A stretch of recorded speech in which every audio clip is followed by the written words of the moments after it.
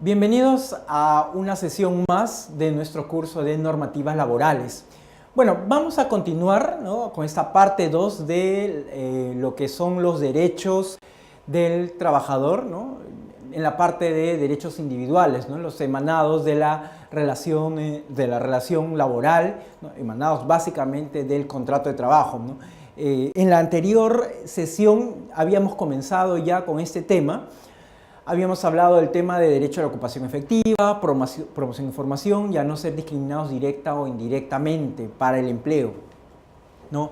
Básicamente estos derechos están recogidos desde la parte de la Constitución, ¿no?, desde el régimen que tenemos de nuestra norma principal, que es la Constitución Política del Perú, ¿no? Ahora, cuando hablamos de derecho a integridad física y una adecuada política de seguridad y higiene en el trabajo, en la práctica lo que estamos refiriendo es básicamente a todo el tema de seguridad y salud ocupacional, ¿no? La política de prevención de riesgos laborales, ¿no?, las medidas que se adoptan, todas las fases de la actividad de la empresa, cómo están de alguna forma, hay todo un sistema de prevención en cuanto al tema de la productividad. Es más, se toca desde temas de ergonomía, en temas que afecten la salud en todo aspecto del trabajador, ¿no?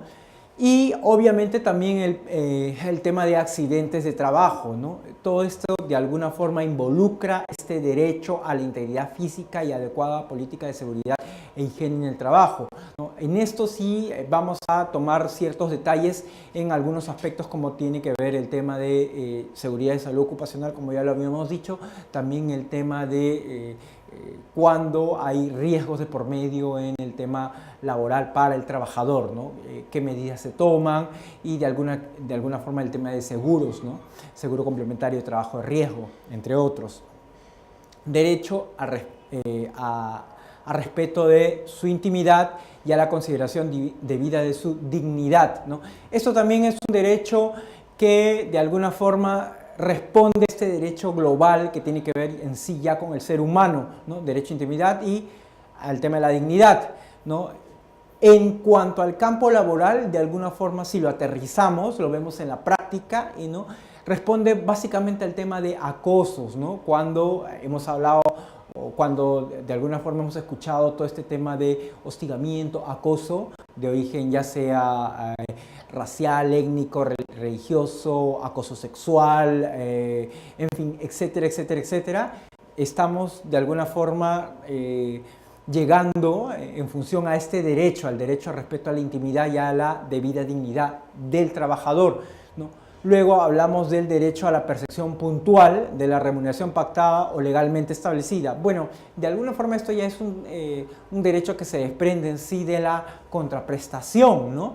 Si por un lado el trabajador, ¿no?, en todo este tema de las relaciones laborales habíamos definido el tema de el trabajo en sí, el trabajo, la relación laboral, ¿no?, está de alguna forma teniendo estos elementos del servicio personal prestado por el trabajador, que es remunerado y en el cual hay una relación de subordinación, ¿no?, que está relacionado al poder de dirección del empleador.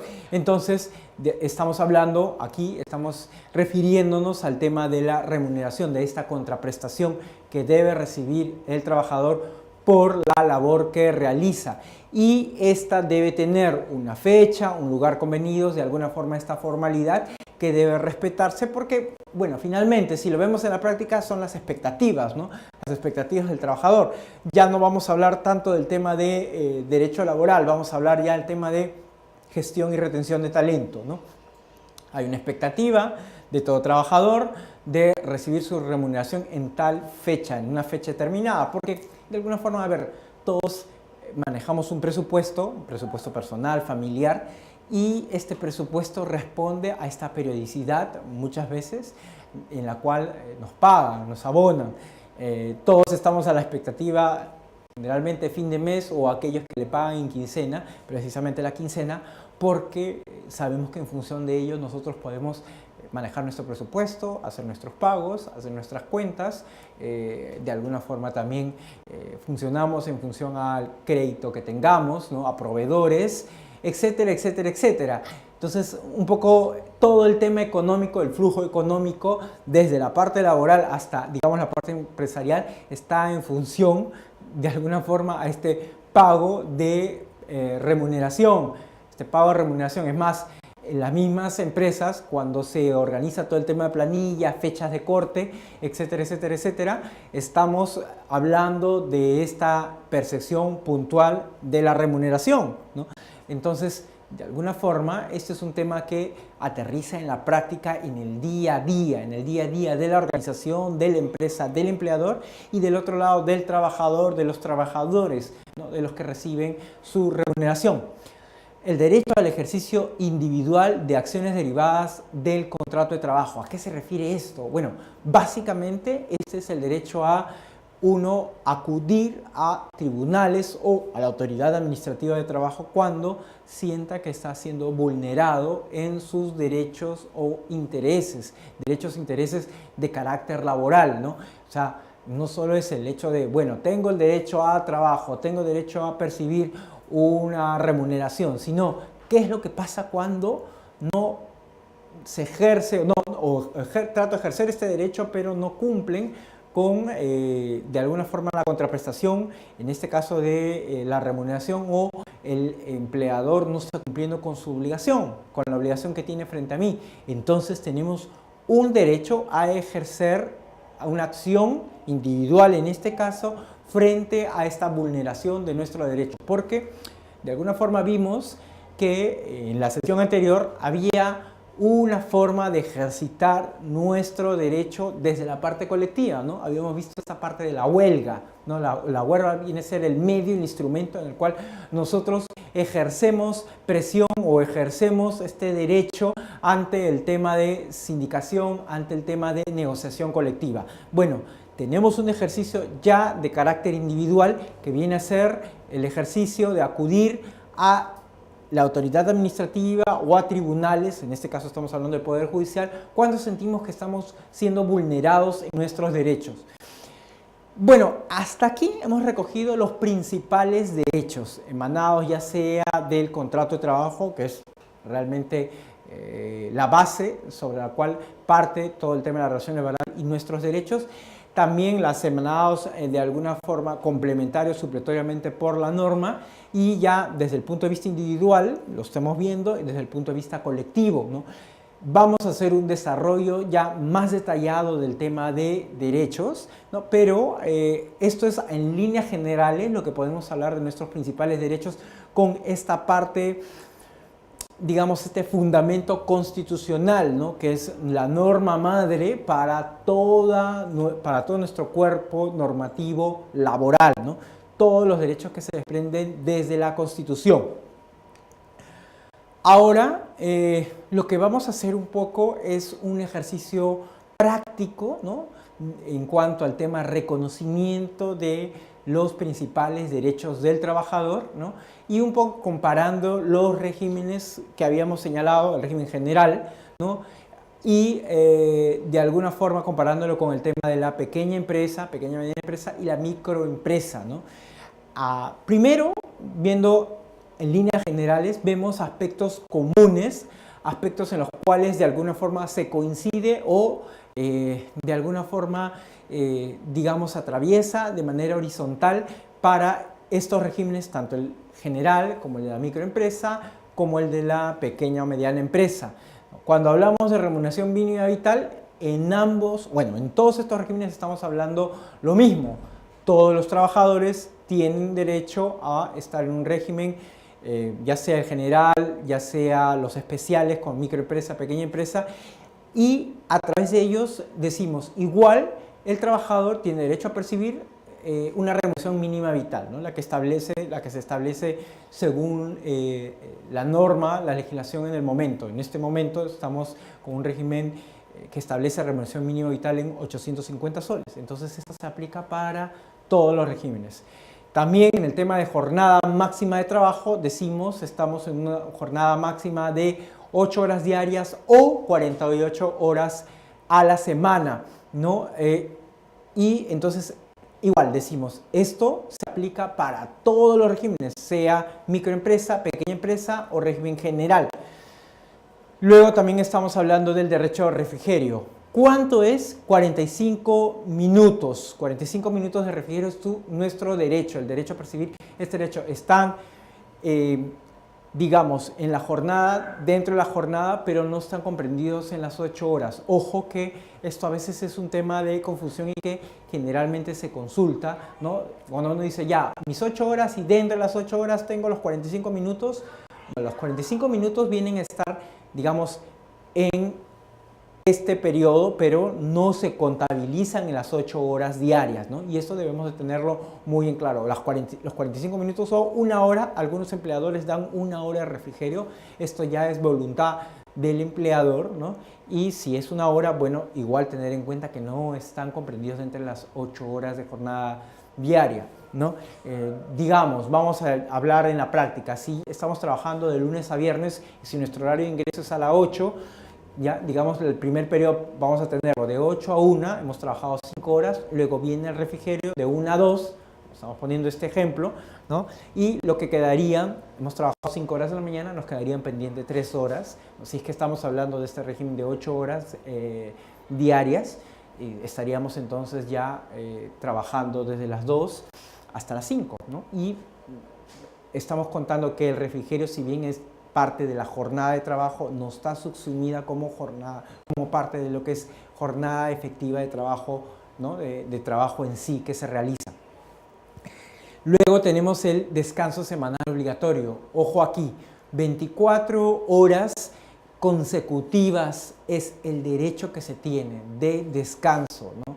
Y bueno, ya cómo es la distribución de días, ¿no? En qué días uno percibe, eso ya corresponde al trabajador, ¿no? Si coincide con el fin de semana o si por las necesidades del empleador, ¿no? Por las necesidades de la organización de la empresa, realmente hay una correspondencia en sí con el fin de semana o no.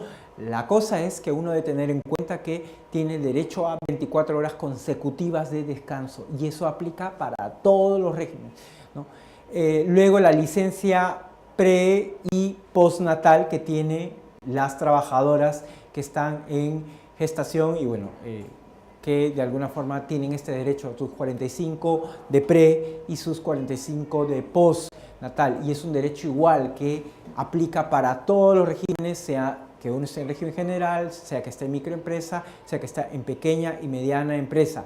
Igual decimos o señalamos para el tema de licencia por paternidad, para el caso de los que son padres de un recién nacido, igual, 4 días con ocasión del nacimiento del hijo, ¿no? Y ese derecho igual es aplicable para todos los regímenes. Y en cuanto al tema de vacaciones, y estamos hablando aquí de vacaciones truncas. Las vacaciones truncas es un derecho, ¿no? que se genera básicamente cuando se ha cumplido un periodo determinado y igual. Este es un beneficio que se tiene en todos los regímenes, sea general, microempresa o pequeña empresa, ¿no? Entonces aquí de alguna forma hemos englobado los derechos laborales comunes para estos regímenes. Ahora vamos a pasar al tema de las diferencias, ¿ya? Y esto es una parte importante, ¿no? Un desarrollo importante porque de alguna forma nos hace ver en qué aspectos sí hay diferencias, sí debemos tener en cuenta, tanto en el tema de derechos como en el tema de planilla, cuando estamos haciendo la planilla, cuando de hecho estamos de alguna forma también haciendo, no sé, el tema de depósitos de CTS, por ejemplo, también teniendo en cuenta el régimen cuando estamos haciendo el control de vacaciones, también debemos tener en cuenta las diferencias cuando hay estos regímenes que son pequeña, mediana empresa, microempresa y el régimen general. Entonces, mucho ojo al tema de las diferencias. Lo que les puedo decir como una recomendación, digamos, para retener el tema de las diferencias es que en estos aspectos, básicamente, cuando hablamos de pequeña, mediana empresa y estamos hablando de régimen general, ¿no? Básicamente, por lo general, lo que se aplica es la mitad del beneficio del derecho. Entonces, si estamos hablando de vacaciones y si en el régimen general hablamos de 30 días, ¿no? en la pequeña o mediana empresa va a corresponder la mitad de este derecho, es decir, 15 días, ¿no? Y así, un poco la lógica, cuando vamos a ir viendo todo el tema de estos beneficios, responde un poco a la mitad, casi siempre está en función a la mitad. Igual, por ejemplo, cuando estamos hablando en el caso específico de vacaciones, en la microempresa también habla de 15 días calendario de descanso vacacional remunerado, obviamente, ¿no? Porque si no, no estaríamos hablando del derecho, ¿no? El derecho en sí está en función a esta contraprestación, ¿no? Pero en vacaciones uno no está laborando efectivamente, pero sí tiene el derecho a percibirlo. No sé si recuerdan, en unas sesiones anteriores habíamos hablado del tema de suspensión imperfecta, ¿no? Y aquí estaríamos justo incurriendo en el tema de suspensión imperfecta. O sea, por un lado, no hay un servicio efectivo prestado por el trabajador, pero por el otro sí hay la obligación de pago, que viene a ser, en este caso, de los 30 días para el régimen general y de los 15 días para microempresa y pequeña empresa.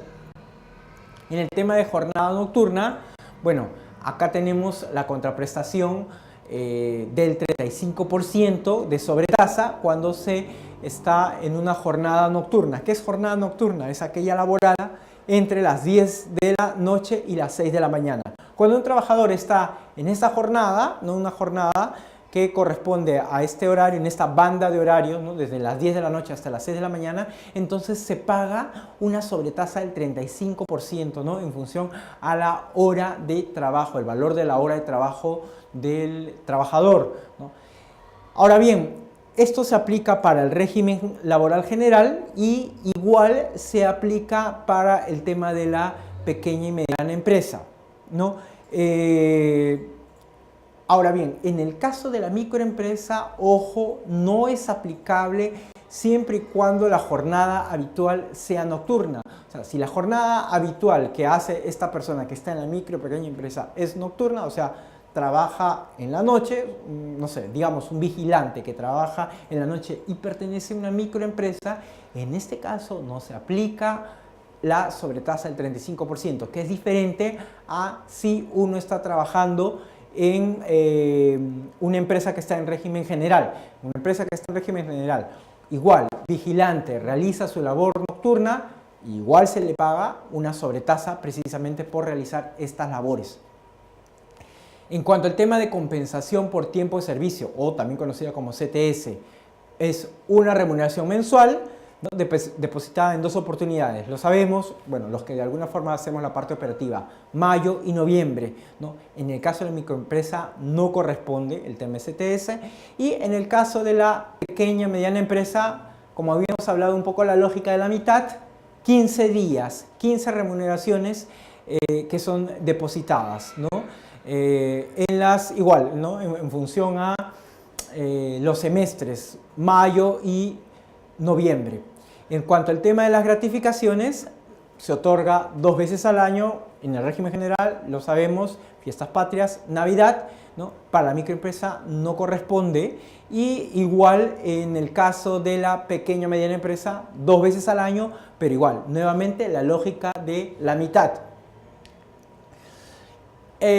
Y bueno, pasando a otras diferencias que podemos encontrar, está el tema del seguro de salud, la aportación del 9% por parte del empleador, ¿no? En el régimen general, igual en el tema de la pequeña y mediana empresa, y en la microempresa tenemos más que todo el tema del SIS, ¿no? El SIS, el seguro que ya depende más del tema del MINSA, ¿no? Y que también hay todo un desarrollo, ¿no? Que últimamente se ha ido elaborando más. La indemnización por despido arbitrario, igual tiene sustanciales diferencias en cuanto al tema de cómo ésta se realiza, ¿no? Cómo se efectiviza y cuáles son las percepciones que se tiene. La percepción, digamos, monetaria, ¿no? Un máximo de 12 remuneraciones es el tope que hay para el régimen general, ¿no? Y la efectividad es una remuneración y media por cada año de servicio, ¿no? En el régimen de la pequeña y mediana empresa estamos hablando de 20 remuneraciones por cada año de servicio, y el tope igual es distinto. Y en el caso de la microempresa estamos hablando igual de 90 remuneraciones diarias, ¿no? Asignación familiar, por último, corresponde sí el 10% en el caso del régimen general, y en micro y pequeña empresa no corresponde el tema de la asignación familiar. Bueno, estas son las principales diferencias en cuanto al tema de principales derechos. Eso es todo, muchas gracias.